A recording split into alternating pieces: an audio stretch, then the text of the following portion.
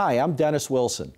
At Delta Dental of New Jersey, we're committed to educating the public about the importance of good oral health and its role in our overall health and well-being.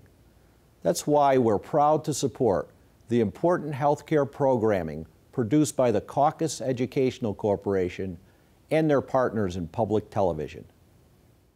Funding for this edition of One-on-One with Steve Adubato has been provided by Delta Dental of New Jersey. Everyone deserves a healthy smile. The New Jersey Education Association, Wells Fargo, New Jersey Sharing Network, dedicated to saving lives through organ and tissue donation. The law firm of GIBBONS PC, Verizon, and by NJ Best, New Jersey's 529 College Savings Plan. Turn a dream into a degree. Promotional support provided by the New Jersey Business and Industry Association and by New Jersey Monthly, the magazine of the Garden State, available at newsstands. This is One-on-One. I'm an equal American just like you are. The jobs of tomorrow are not the jobs of yesterday. Look at this. You got this? Here it is, man. Look at that. Life without dance is boring. When you first heard that they were doing Charlie Rose and Gayle King, didn't you go, what? Do you enjoy talking politics? No. People call me because they feel nobody's paying attention. Our culture, I don't think, has ever been tested the way it's being tested right now. That's a good question. High five. One-on-One is pleased to welcome Dr. Jeffrey Benger, Chairman and Chief Executive Officer of Summit Health Management and Summit Medical Group. Good to see you, Jeff. Thank you for having me here. A whole range of issues I want to talk to you about, but the first area, let's talk a little bit about oral health, a subject that doesn't get a lot of attention. You were just telling me that your specialty is in the area of? Ear, nose, and throat, otorhinolaryngology. What is the connection between our oral health, right, and some other issues medically, health-wise, that you would never think would come up? Well, a few things. One, as the population ages, a lot of people who are in the Medicare distribution do not have dental care in their policies. And as you age, oral care is extremely important. It could lead to infection, it could lead to systemic infections, and you have to take care of oral care. Also with cancer care. There are aspects of cancer care where you might need to have something called radiation therapy. Radiation therapy. Correct, where a radiation beam is given to that individual to treat the cancer. And if it's in the head and neck region, if you have dental caries or poor health, gum disease, when you give that radiation therapy, it can cause serious side effects. So it is very important for the elderly to have good oral hygiene and good oral care. Make the connection. I know you have a partnership, a collaboration with Delta Dental. Explain what that is and why it's relevant for the audience watching right now. Right. So we are talking with Delta Dental right now with our Medicare product.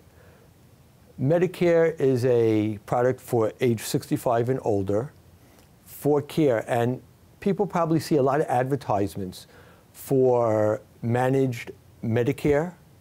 And Summit Medical Group is having a product, and we are trying to team with Delta Dental where we could have an add-on, an added policy or added benefit to the elderly to afford them to have health care, because it is that important.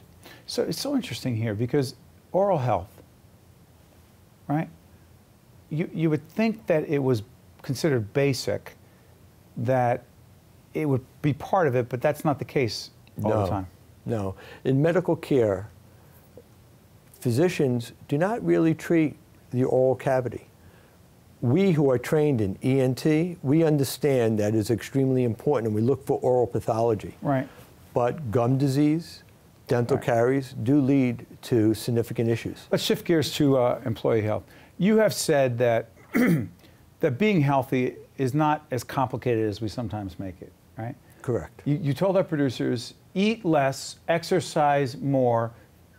It's not rocket science. Correct. Elaborate. Correct. So what I mean by it's not rocket science is that people have to expend or eat 1,500 to 1,800 calories a day. But that's normal. But doctor, doesn't have to do with the size of, you know? No, maybe I weigh more than you. I want to make a case that I have bigger bones than you. But basically 15 to 1,800. Maybe 2,000 calories a day is what you need just to live, to burn off calories to live. Go ahead. Okay? It's easy math. The more calories you put in above 2,000, you gain weight. If you could do some exercise or do something where you burn some calories, if you put in 2,000, you burn 2,500, you burn off 500 calories, that might lead to a half a pound a week. So what happens is that people get upset because they're not losing weight fast enough. They want to really take off a lot of pounds or whatever, and they get frustrated on that. But if you do a sensible diet with exercise, you will lose a half a pound a week, 26 pounds a year. It is achievable. But what happens is that people don't realize there's a lot of advertising, fast food, this, that, whatever. You go and order a bacon cheeseburger, that's like 2,500, 2,000 calories or 3,000 calories right at that sitting. Well, like that's it. And it's done. And how much exercise would you have to do? I mean, how long would you have to be on that treadmill, that stair stepper? 2-3 hours. 2-3 hours. So that's not realistic. No, it's not. So you have to really watch your calories. It's really important. And you have to calorie count. But people don't do that, and people cheat calorie counting. Well, where's the Fitbit? Because I know did you actually get the Fitbit for your team? So what we did is we gave Fitbits out to the entire employee population of the Summit Medical Group. And we did challenges at work. Who could have the most steps? Departments fed off other departments. And we had a challenge at the group. And it did show that people did lose weight and became healthier and felt good about themselves. Is there actually an impact in your mind, Jeff? Do you think there's a connection between being healthier, losing weight, and, I'm not going to say employee productivity, but happier employers? Yes, I think there is a huge benefit when you have happier and healthier employees. It is known that your endorphins, these are chemicals that make you feel good about yourself. When you exercise, you produce them. Okay, when you feel good about yourself. And then it translates in the workplace. Yeah. Real quick before I let you go, I didn't ask you to describe, you were on a roundtable with us with a group of other healthcare professionals in our sister program, CAUCUS, New Jersey. I gave you a chance there. But here, Summit is, describe it so people know. Summit Medical Group is the largest independent physician-owned medical group in the country. We have over 620 providers in 7 counties in the central north area of New Jersey. We also have a management company called Summit Health Management that manages that and also manages other physician populations. Dr. Jeffrey Benger, Chairman and CEO, Summit Health Management and Summit Medical Group. Jeff, good to see you again. Thank you, Steve, very much. One-on-one, we'll be right back, right after this. Visit us online at steveadubato.org. Email us at info@caucusnj.org. Find us on Facebook at facebook.com/Steve Adubato, PhD. And follow us on Twitter at Steve Adubato. Dr. Leonard Cole, Director of Terror Medicine and Security at Rutgers New Jersey Medical School. Good to see you, Doctor. Good to see you. We're former colleagues at the great Rutgers University. At the time, we were in the political science program, but you are teaching medical students. Yes. What's that all about? And what does that have to do with, let me get this straight, bioterrorism? What is it all about? Well, the shorthand is, because this can go on for a while and probably would be best suited for a psychiatric couch, but I really have, for much of my professional life, really balanced 2 careers. Right. I have a degree in dentistry, dental medicine, and did practice, although not for the past 15 or 16 years. And I also have a PhD in political science, so I was teaching political science while practicing dentistry. And I became very interested in some of the essentials that I got from education in both areas.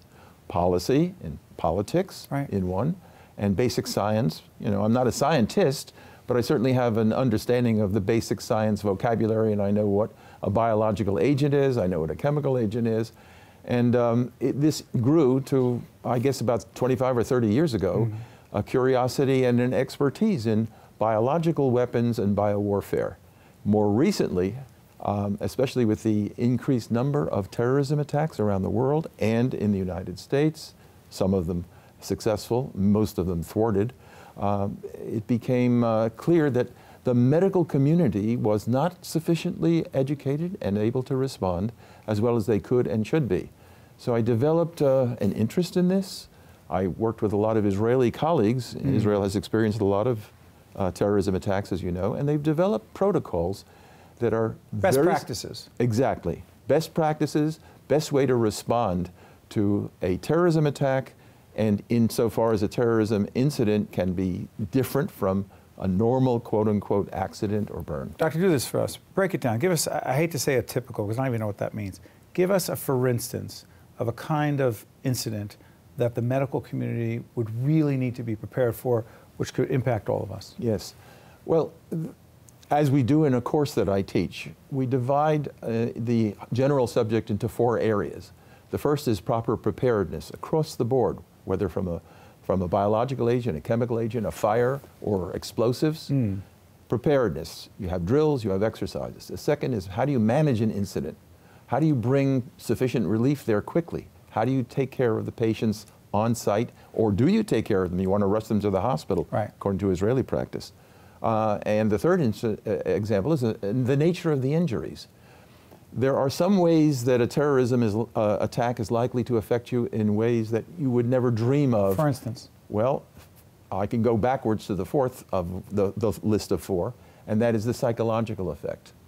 And a perfect example, if I say to you, do you remember the Boston Marathon bombing? Yes. Almost surely you will know. Most people who've been watching television, they may not remember the dates. Well, it was April 15th, 2013. 3 people died. A couple of hundred were seriously injured. Right. 3 people died, but the limits on of the deaths was because of effective terrorism exercises that this area had, plus some great hospitals up in Boston. If I told you that 2 days later, there was a major explosion in the United States in Texas where 14 people died and 350 houses and other physical facilities were destroyed, you might remember vaguely there was a bombing in Texas. It was a bombing, or not quite it wasn't a deliberate bombing, it was an explosion at a fertilizer area, plant, storage facility. And people, all you have to do is Google the terms. Texas explosion 2013, right, which was 2 days after the Boston Marathon bombing, and you get about 400,000 hits. If you put in separately on Google the Boston Marathon bombing, 1.5 million. So what does that tell you? It tells me that there's a hugely different intensity about people's concerns and worries and interest in the possibility of a deliberate attack. Dr. Isamar, sorry for interrupting. Yeah. Is our fear and concern, or are our fears and concerns about bioterrorism, are they warranted? Well, I don't know how you measure the fears and concerns. Are they proportional? Proportionate? Put it this way. The people who pay close attention to terrorism in general and the means by which it can be carried out are very concerned. For example, on a captured ISIS computer, there was a rollout of how they were interested in developing plague as a weapon. You have to worry about that. Purposely inflicted disease, once it starts, if it's contagious, you don't know how it can end or will end. Even with best preparations, you're going to see unpredictable and serious damage. So yes, biological, chemical, is of concern. Is it more likely that we would experience a terrorism attack by way of a biological agent than, say, an explosion or a suicide bomber? No. Much more likely that you'll have terrorism attacks with explosives. And the answer is simple, really, because people have access to explosives, and you don't have to be a brilliant scientist to develop a bomb or an explosive device. You have to have a lot more know-how and access to certain biological weapons if you want to use those. Actually, let me ask you this. Paris, San Bernardino. You do what with those horrific incidents in terms of teaching medical students? What do you do with that information? This is interesting that you mention those because the course that I will be teaching, it's a 2-week course for senior medical students. It'll begin in about 2 weeks. And so the last time we had a course, there had not yet been a San Bernardino. Right. There had not been Paris. The first session that we will have will be short video clips of the experiences of those people, on-site cameras, from the San Bernardino experience and then the Paris experience. And it will at least raise the consciousness of the students who've been working for 4 years on more narrow medical issues as opposed to the relationship of terrorism. How would it help them? How do you think it helps them to see that? The likelihood that any one of us will be a victim or even in the immediate vicinity of a terrorism attack is very, very small, very slim, not zero. The likelihood of a physician being involved because they're affiliated with a hospital is somewhat greater. And the likelihood of responsibility in this manner I compare to the preparation for fire. The chance that any of us will be involved in a major fire through our lifetime is very small. But who would give up the notion that we ought to not be prepared for that worst possibility? Why are you so fascinated by this? It is a fascinating subject in its own right, and I feel that it's because I care about my grandchildren, my children, family. Do they want to live in a world where there is a perpetual fear? I mean, when I went to school, most of you were younger than would have experienced this. There was no such thing as a metal detector having to go through school. You live in a different kind of society now, in part out of fear and because there's less civility at some level. And I wish that we could come back to some of the more, I think, satisfying, peaceful But this nature. is the way it is, Doctor, isn't it? And it's the way it's going to be for the foreseeable future. So the reality, yes. In the time we have left, yeah. ISIS, as it relates to these threats, fear, dealing with them, your thoughts?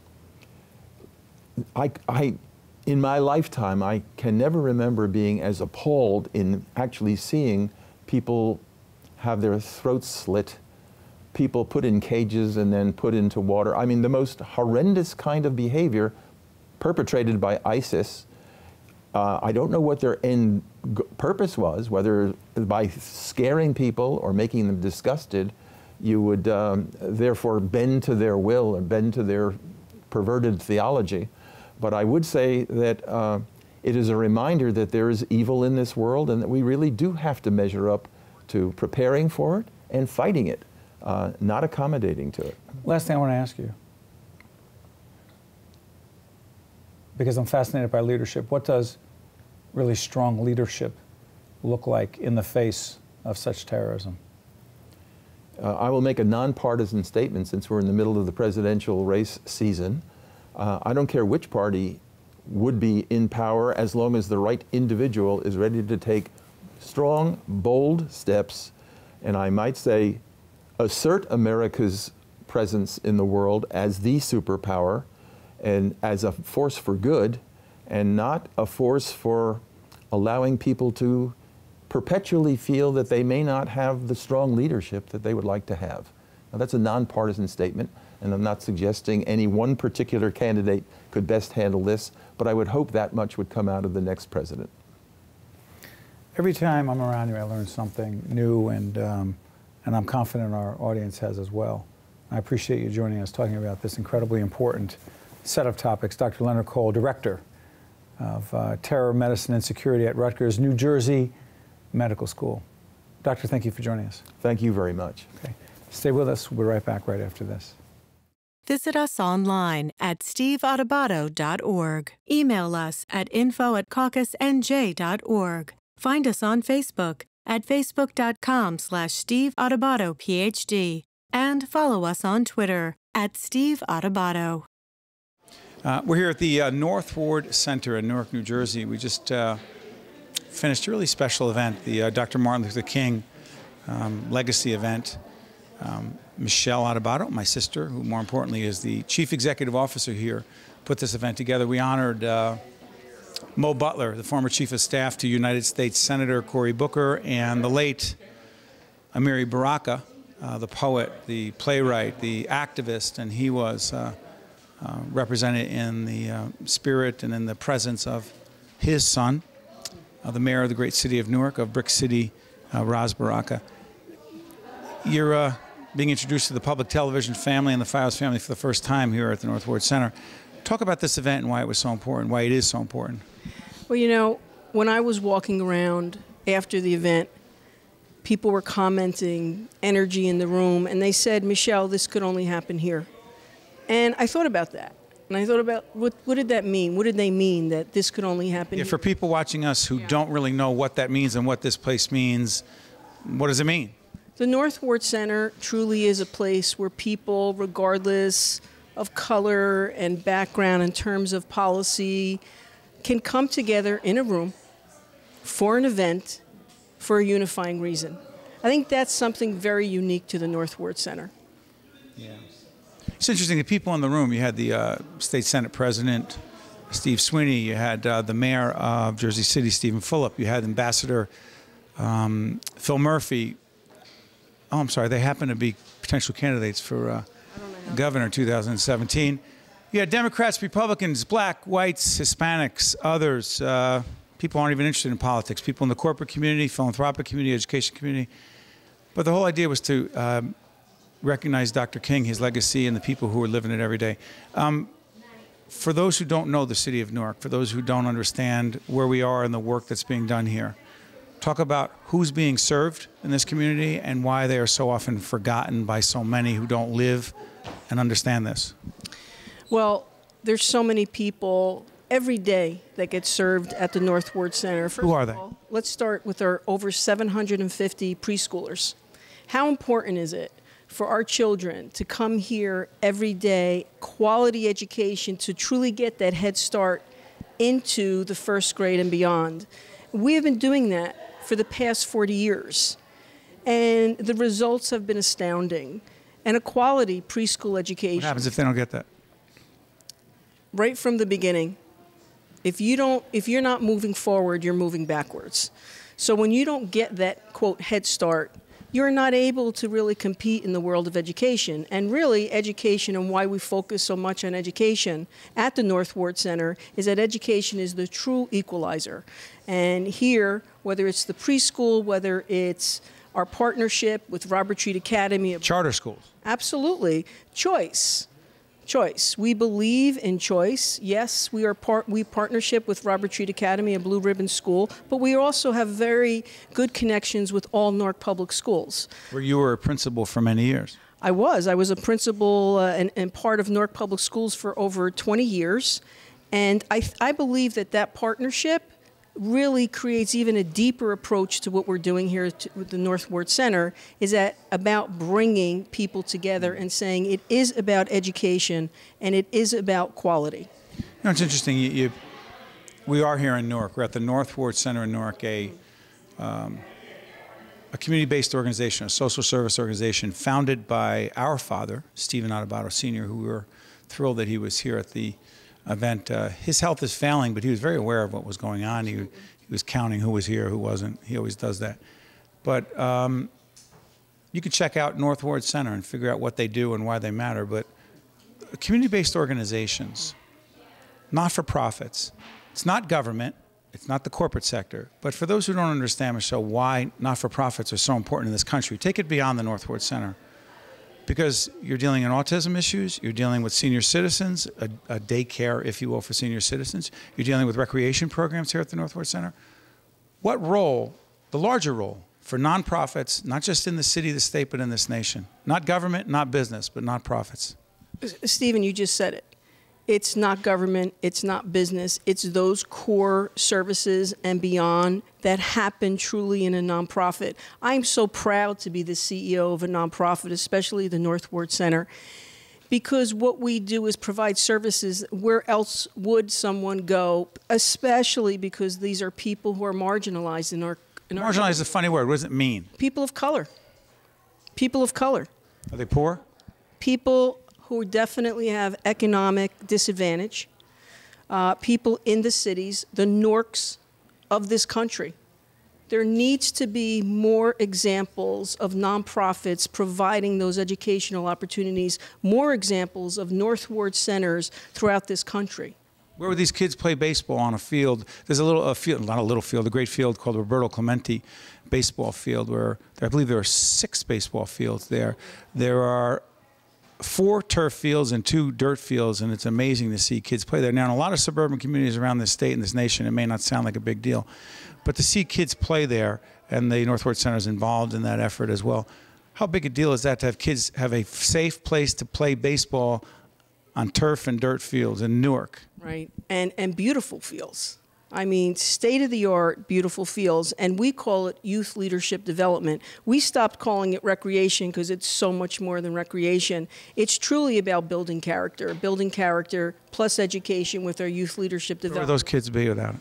These kids, they are part of us, part of their community. There is no other program in Newark right now. Where would they be without it? They'd be home. They'd be somewhere where probably they shouldn't be, maybe on the streets doing things that, you know, how the streets can lead us into places where we shouldn't be. And that's the purpose of our youth leadership development program, serving thousands and thousands of children every year and families. And finally, the initiative that you're involved in, dealing with autism, has been your area of expertise from an educational and professional point of view. Why is that the work of a not-for-profit? It has to be the work of a nonprofit. You know, I was a principal, teacher, social worker. I understood what the situation was in Newark Public Schools. And one of the reasons why I made this transition is that I knew that I needed to do more. I knew that we needed to change things on a macro level. That's the power of a nonprofit. For whom? That's the power of a Northward Center for people, especially for children with autism and their family. What are they facing? Most importantly, though, for children with autism and their families in an urban environment. Because the challenges, multitude of challenges, trying to get the services that they need, trying to get the educational processes that they should be afforded, don't happen. Many reasons why is because they're from an urban area and they truly sometimes don't understand how to navigate. What happens to them if they don't get it? They get lost. They get forgotten. And sooner or later, we're going to pay for that, one way or the other. And that's something that our father, you know, taught us for many years. Sooner or later, we will pay for our mistakes if we don't recognize it now. And that's one of the things that are special where the Northward Center, it's about taking people off that tax roll, helping people, making sure when you're using money, you're using it for economically viable reasons. Thanks, Michele. Thank you. One-on-One with Steve Adubato has been a production of the CAUCUS Educational Corporation, celebrating over 25 years of broadcast excellence. Funding for this edition of One-on-One with Steve Adubato has been provided by Delta Dental of New Jersey, the New Jersey Education Association, Wells Fargo, New Jersey Sharing Network, the law firm of GIBBONS PC, Verizon, and by NJBIA. Transportation provided by Airbrook Limousine, serving the metropolitan New York, New Jersey area. Hi, I'm Dennis Wilson, President and CEO of Delta Dental of New Jersey. You probably know that visiting your dentist and daily at-home care are necessary for maintaining good oral health. What you might not know is that your oral health is connected to your overall health. Oral health may impact conditions like diabetes, blood disorders, and heart disease. Regular cleanings and checkups allow your dentist to assess your risk and keep you and your smile healthy.